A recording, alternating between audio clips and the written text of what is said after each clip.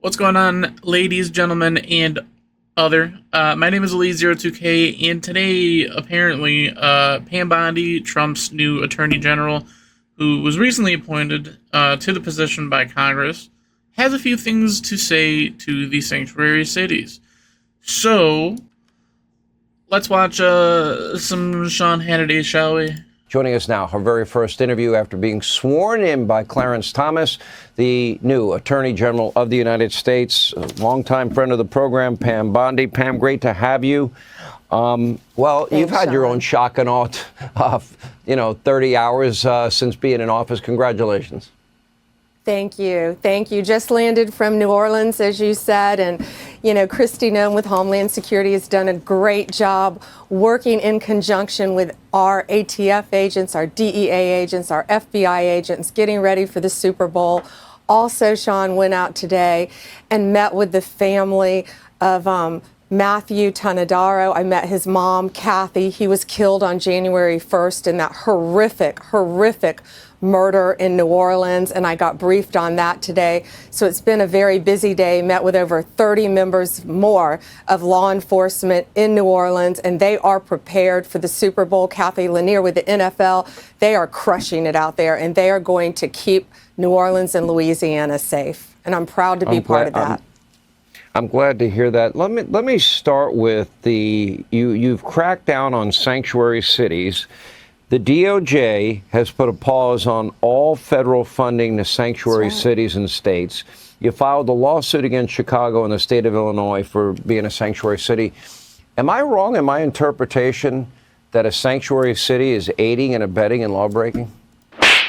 Sean, what they're doing is they are choosing illegal aliens over the safety and security of their own citizens and the men and women of law enforcement who are out there trying to protect their citizens. Not only did we sue today the city of Chicago, we sued the state of Illinois, we sued the mayor, we sued the governor, and we sued others. And let me be very clear, if you don't comply with federal law, you're going to be next. Sorry, but you're done. What about those that we now know apparently tipped off the Tren de Aragua gang in Colorado prior to an ICE raid? Obviously, that would be breaking the law. Will we get to the bottom of that? Yeah, Sean, absolutely. And, that risk the lives of our great men and women in law enforcement. I mean, this is horrific what these people are doing to try to destroy our country, truly, and jeopardize the lives of law enforcement and our citizens. And Tom Homan is absolutely right to be appalled and furious.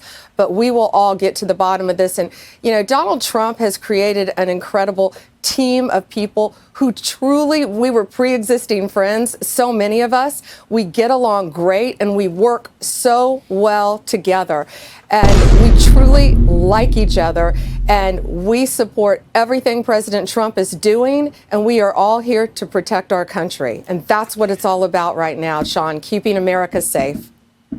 My biggest fear, the thing that would keep me up at night, is that we know, because of Joe Biden and Kamala Harris and Alejandro Mayorkas, we have known terrorists in the country, but we don't know where they are. And we do not care if those people get deported. We do not care.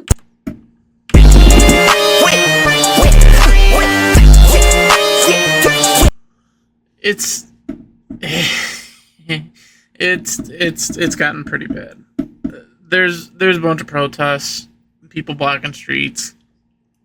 These people really need to get a job. You mentioned the order to go after cartels and work with DHS on that. I'm glad you're doing that. I'm worried about them. I worry about gangs in this country, but we also have known murderers, rapists, other violent criminals. How do we find them?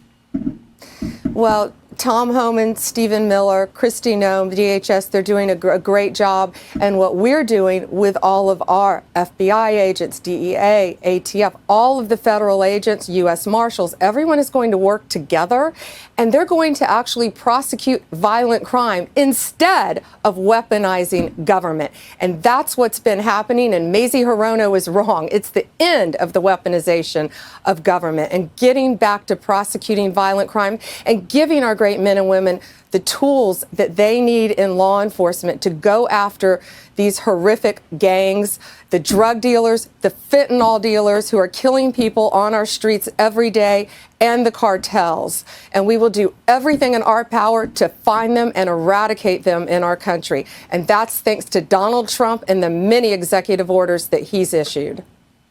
I want Based. to ask you, Judge Eileen Cannon, in the Jack Smith case against President Trump and in the documents case, finally kicked the case out of court. It was over because of what she believed was an illegitimate appointment of Jack Smith. And the issue always comes before an attorney general on the issue, appointment of special counsels. What are your thoughts on that? Well, special counsels from here on out in our country will be legally appointed, and they won't be done constantly like they've been done in the past. And yeah, Judge Cannon is a brilliant judge. She followed the law. That will be upheld, and the weaponization of government will end. No more special counsels out there targeting anyone. Yeah. When we talk about weaponization, I would say we didn't have equal justice or application of our laws with President Trump. I would argue that, okay, if top secret classified information is something worth raiding Mar-a-Lago about, why didn't they raid the 4 locations where Joe Biden had top secret classified information? Why didn't they raid Hillary Clinton's home? She deleted 33,000 subpoenaed emails. She had top secret classified information on it.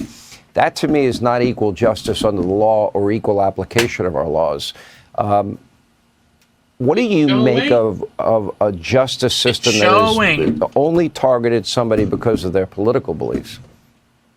Well, it's a 2-tiered system of justice, Sean, and it will no longer be in existence in our country.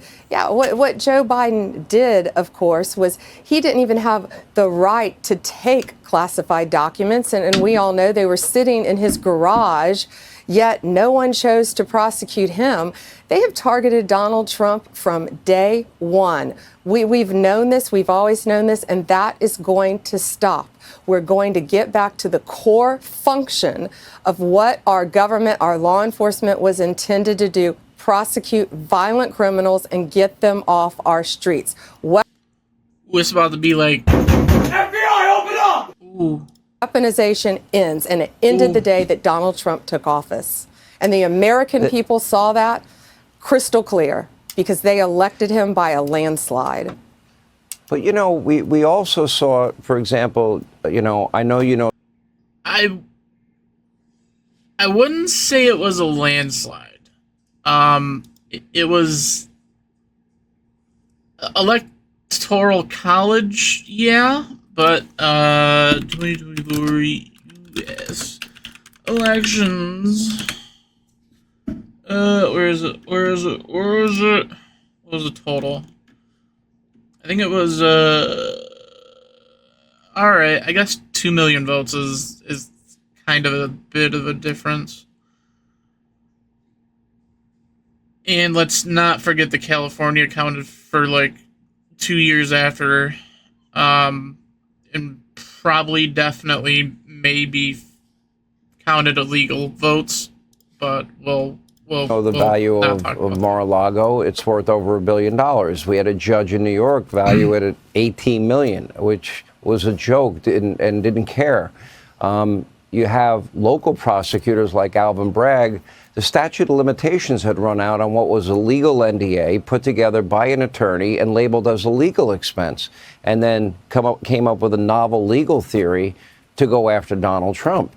And they got away with that, and nobody on the left seemed to care. And I watched during your hearings and the hearings of others, now all of a sudden the left, they never uttered a word, their silence was deafening about unequal justice under the law. Now all of a sudden they seem to fear that which they did to Donald Trump might be done to them. Have you noticed the same thing I have?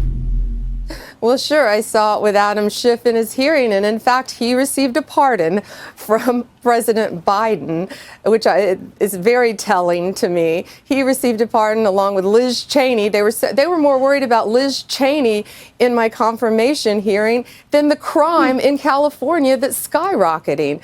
So it's truly remarkable, this double standard that they have been professing and projecting throughout our country. But it has ended, Sean. Let me ask a final question. I believe under Merrick Garland and Joe Biden that DOJ has been weaponized. With that, there are many, many employees at the Justice Department that were a part of that weaponization. Did they have an obligation not to participate in it, speak out against it? And if they didn't do so, would that be disqualifying in your mind? Sean, certainly. You have to follow the ethical standards of being a prosecutor, and you have to follow the law. And that's why we have signed multiple executive orders taking us back to our core function of prosecuting real crime and violent crime. And that's how this Justice Department will function, and that's how President Trump wants this administration to function, even-handedly and fair, and restore integrity. I've known you for decades. Honestly, that's probably the word that I would use the most to define you. You will bring integrity to the DOJ, return it to its former greatness, and we wish you all the best. We really appreciate you being on with us, and congratulations. Well, you heard it there, ladies and gentlemen. I think we should deport them all. Everybody who came here illegally, criminals or not. Because, in fact, they are all criminals. They all broke the law by coming here illegally. So, yeah, there's no compromise on that. I know many people, many great people who came here as legal citizens, or legal immigrants, rather. It is unfair to them and the hard work they went through and the financial distribution that they went through to the government. It's not fair. It's not fair. So deport them all of them, every single one of them. I don't care if they came from Mexico or Ecuador or China or Canada or Europe, especially Europe. We did not fight a revolutionary war for a bunch of Europeans to try to come over here and be cool. Yeah. So I'm going to end the video there. Thank you for watching. If you did enjoy the video, please leave it a like and subscribe. And if you do so, your name goes in a little magical hat. Abe Lincoln's top hat, to be exact. I got it. And if I pull your name out of that magical Abe Lincoln's top hat, you will have won my kidney and my right testicle. No, you cannot have my left one. That one is my favorite. His name is Ernie.